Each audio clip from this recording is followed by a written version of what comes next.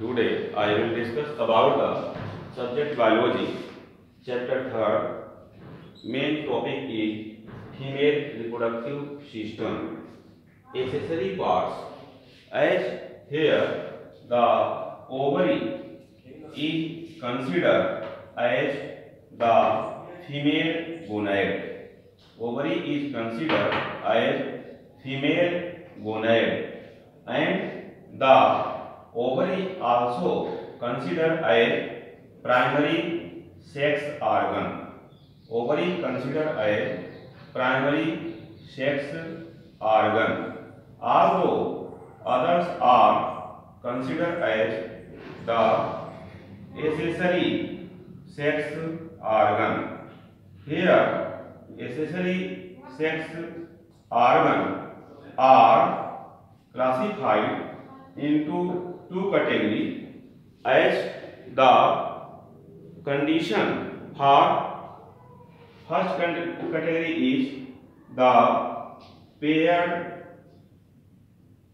accessory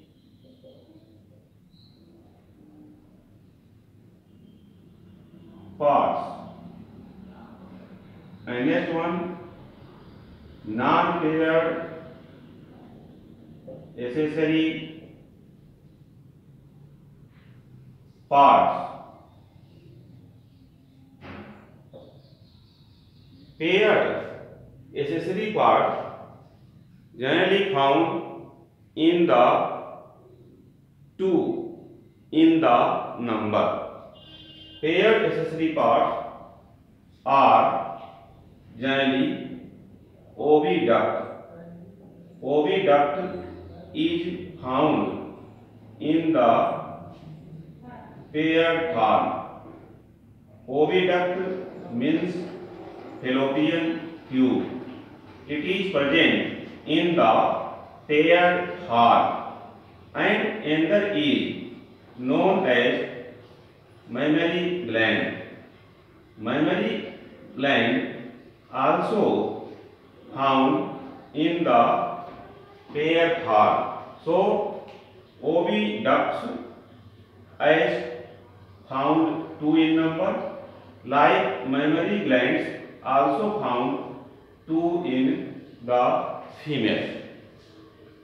Here, non-paired accessory parts are confined as the uterus, which is non-paired, means uterus is one, and next one vagina.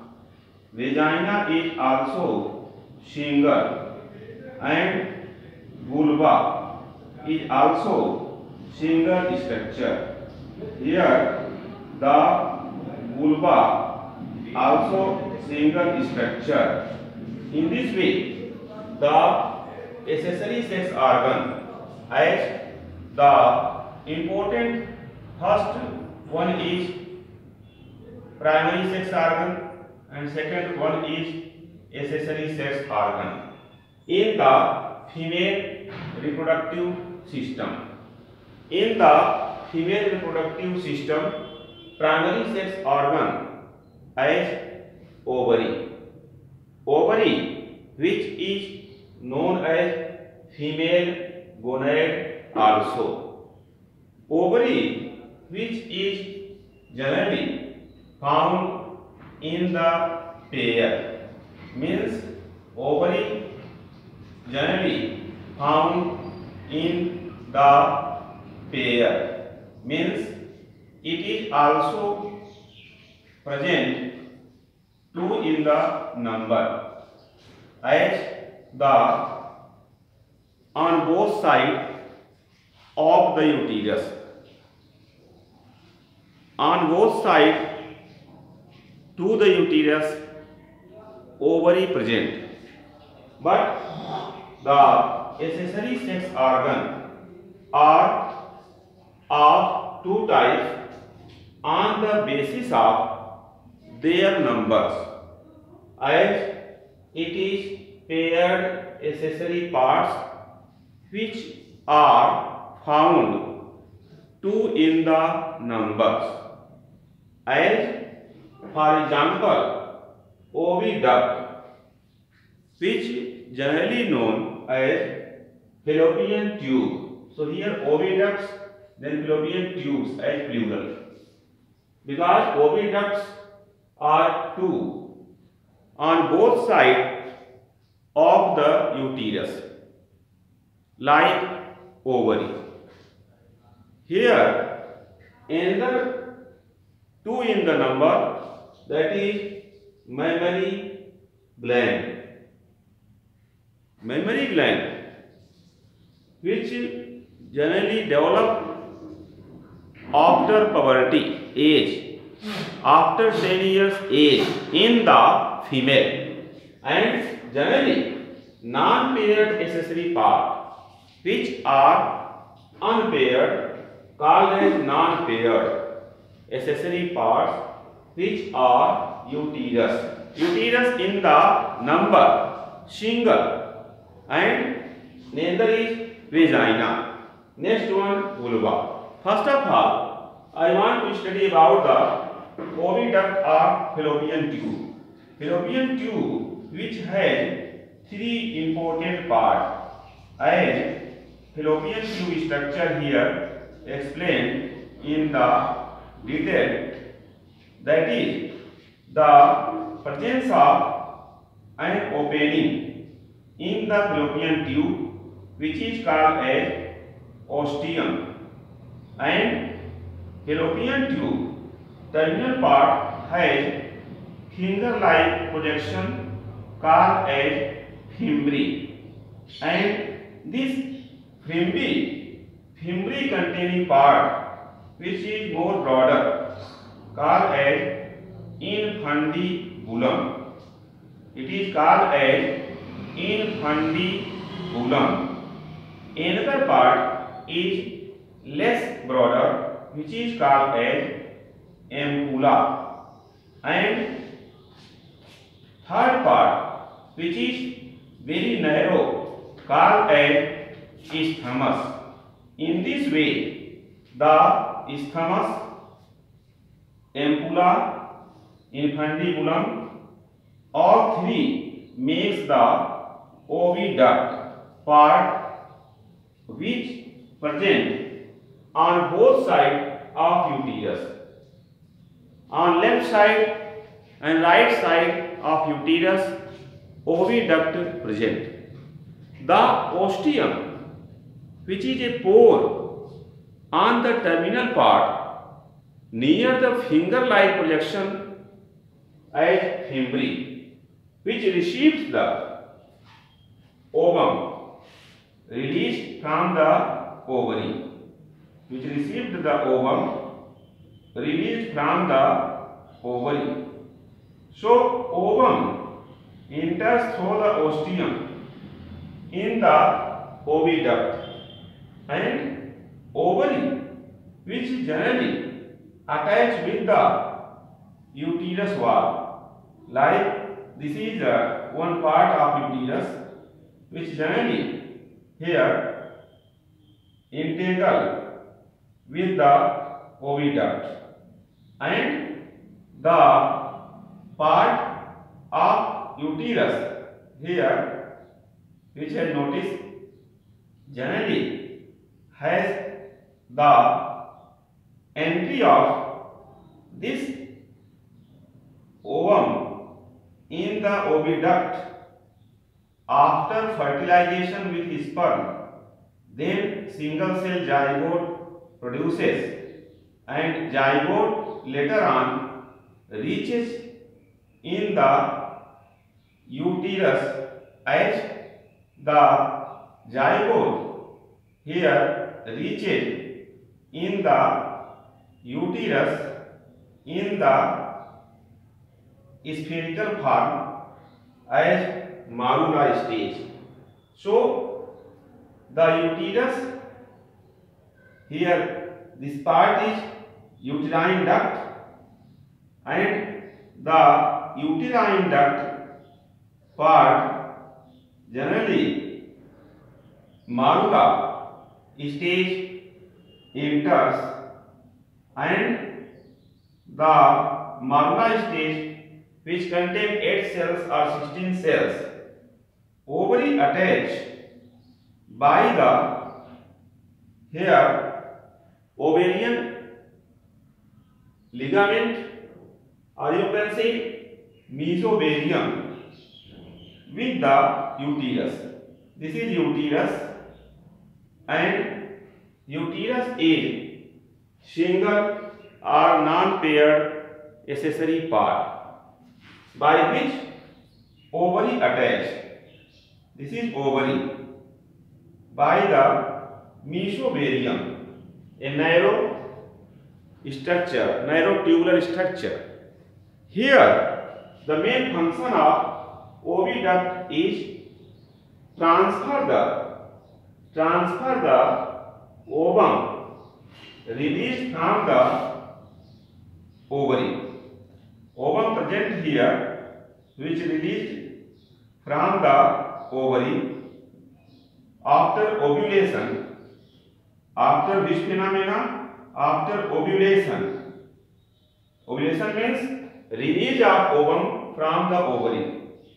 Then oviduct main function is transfer the ovum from ovary to the uterus. It receives ovum by the terminal part called fimbriae and transport to the uterus when zygote divide by the cleavage type of division. Cleavage division occur in the Marula development. Here, one important topic of the paired accessory part, that is oviduct or fallopian tube, has discussed already. Oviduct is a tubular structure, has divided into 3 parts, as terminal part is called as infundibulum, which is flask shaped.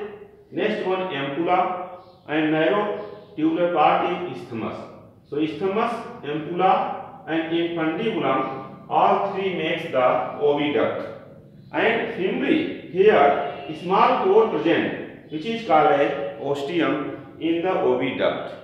Main function of oviduct is transfer the or transport the ovum.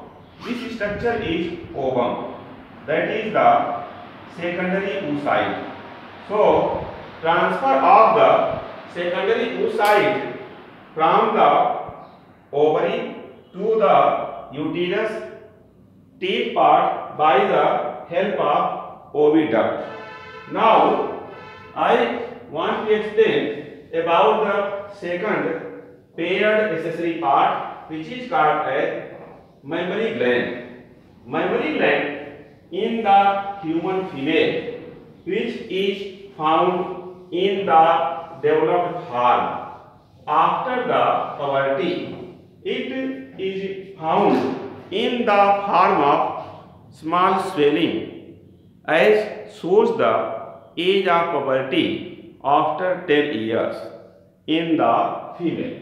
So the discussion has done about the mammary gland, now which is found in the pair. But I explain here a single mammary gland. This is the structure of single mammary gland.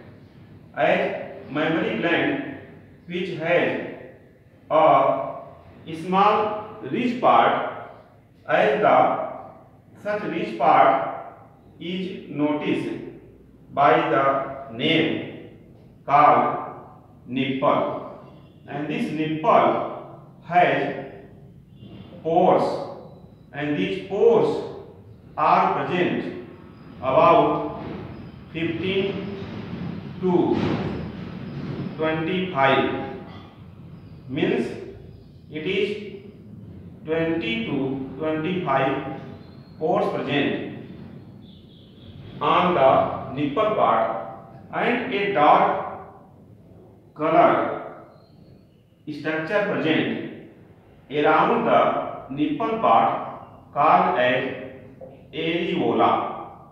From the nipple part, here the duct arises, and this duct is called as the lactiferous duct. Lactiferous duct which contain milk in it. Again divides in the swollen part. This swollen part is called as ampulla. This swollen part is called as ampulla. Ampulla again divides into many branched structure. This ampulla divides again into many branched structure, and this branching of the ampulla now makes the mammary duct. This is called as mammary duct, and mammary duct now has the small sized cells in the mammary lobes. Here small sized cells present in the mammary lobes. This is called as mammary. This is called as mammary alveoli. Mammary alveoli again shows the mammary lobule. This is also shows the mammary lobules. Mammary alveoli present in the mammary lobules, and these mammary lobules are present many, as the mammary lobules in which the milk collected after milk formation by the help of the hormones PRL. PRL means prolactin, secretes by the anterior lobe of pituitary gland. Here many fat bodies, these are fat bodies which are present in the mammary gland. These fat body generally store the fat, and the size of mammary gland depends upon the numbers of fat body in the mammary gland. Here the total, as this is the mammary gland, generally has the innermost part in the mammary gland has a special type of muscle which is called as pectoralis muscle,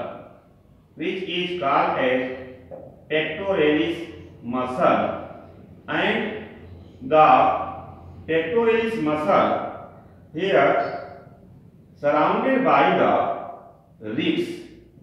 These are ribs, and the muscle which present between the ribs,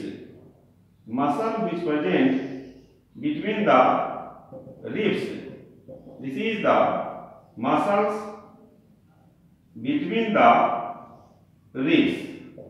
So these are muscles between ribs, and the total this part generally has the fat body. These are fat bodies which generally store the fat in it. Fat deposition occur in the fat body, and the numbers of these fat body in the mammary gland shows the size of the mammary gland. So this is the mammary gland in human female, which generally has small size outgrowth.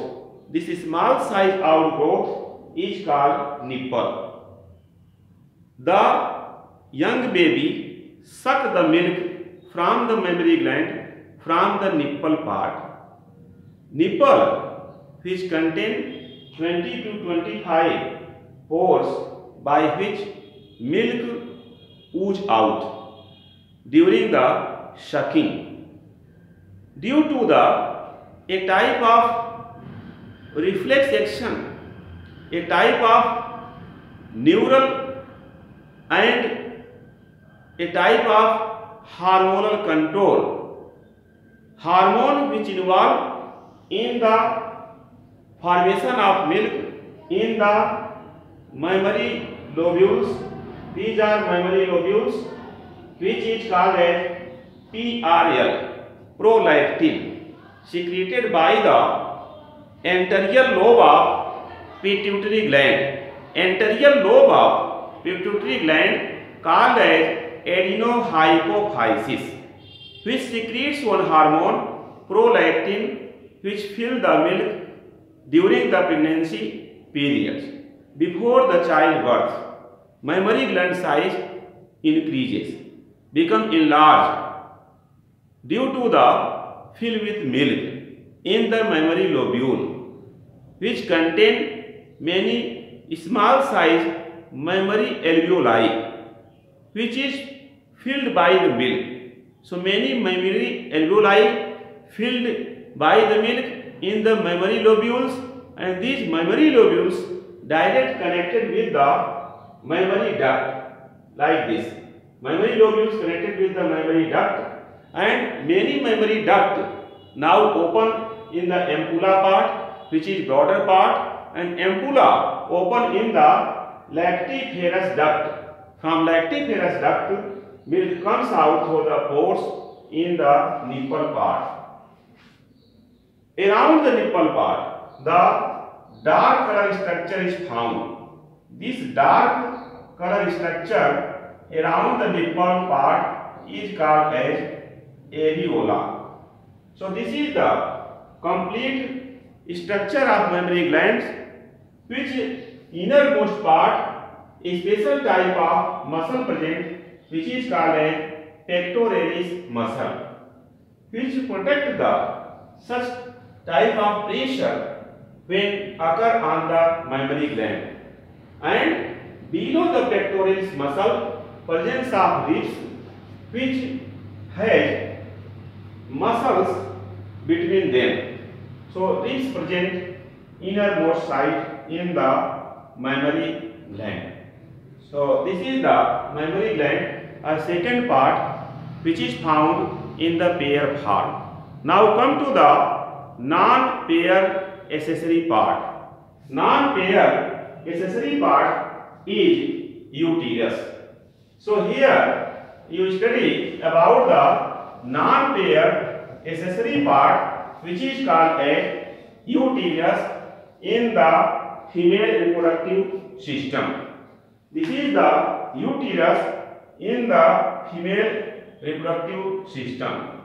Uterus generally has the inverted pear shape.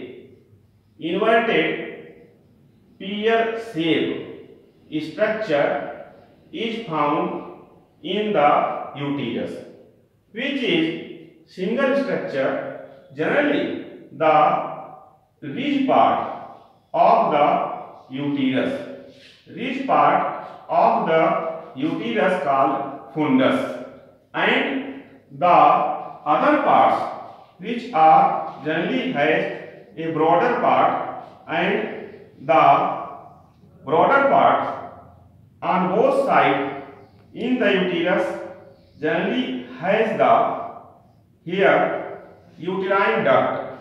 This is the uterine duct, which has broader part and narrow part, which generally has the as nearest the cervix part, this narrow part which near the cervix part inside is called as internal os. This is called as internal os, and the part outside the cervix is called external os.